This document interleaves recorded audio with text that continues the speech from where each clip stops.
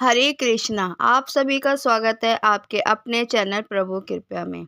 वैशाख मास के कृष्ण पक्ष में आने वाली एकादशी को बरुतनी एकादशी कहते हैं।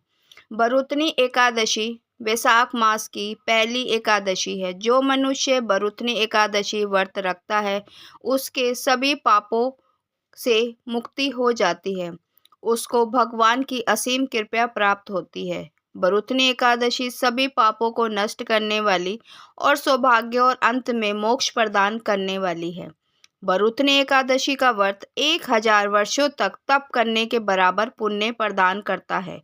चलिए जानते हैं कि एकादशी का व्रत किस दिन रहेगा और व्रत पारण करने का शुभ मुहूर्त कब से कब तक रहेगा।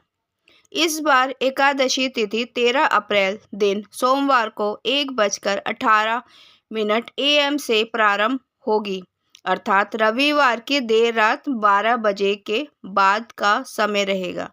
सोमवार को पूरा दिन एकादशी तिथि रहेगी।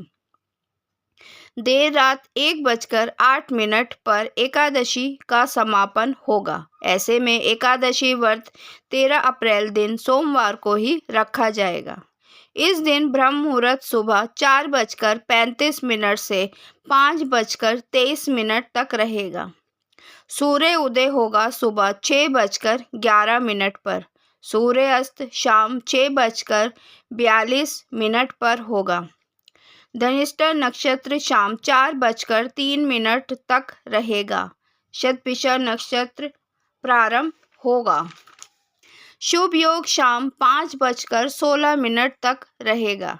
इसके बाद में शुक्ल योग प्रारंभ होगा। राहु काल सुबह 7:30 बजे से 9 बजे तक रहेगा। दशमी तिथि के नियमों का पालन रविवार के दिन किया जाएगा, लेकिन रविवार का दिन होने के कारण ना तो तुलसी जी को आप जल चढ़ा सकते हैं, ना ही तुलसी जी के पत्र तोड़े जाएंगे। इसलिए आप एक दिन पहले शनिवार को ही तुलसी जी के पत्र तोड़कर रख सकते हैं।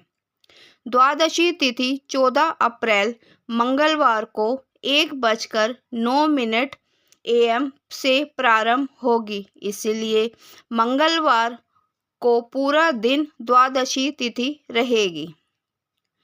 ब्रह्म मुहूर्त रहेगा सुबह 4:34 से 5:22 तक।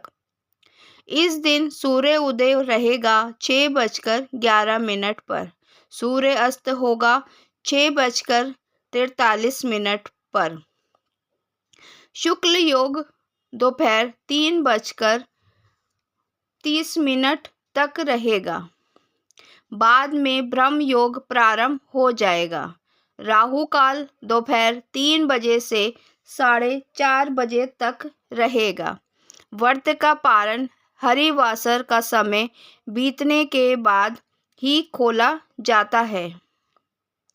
ऐसे में इस बार बरुतनी एकादशी का व्रत 14 अप्रैल दिन मंगलवार को सुबह 6:54 से 8:31 के बीच में खोला जाएगा, अर्थात आप इस मुहूर्त में एकादशी व्रत का पारण कर सकते हैं।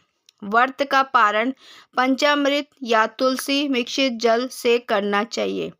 फिर मुख में चावल डालकर, अन्यथा भगवान को खिचड़ी का भोग लगाएं और इस प्रसाद से एकादशी व्रत का पारण करें। हरे कृष्णा। ओम नमो भगवते वासुदेवाय।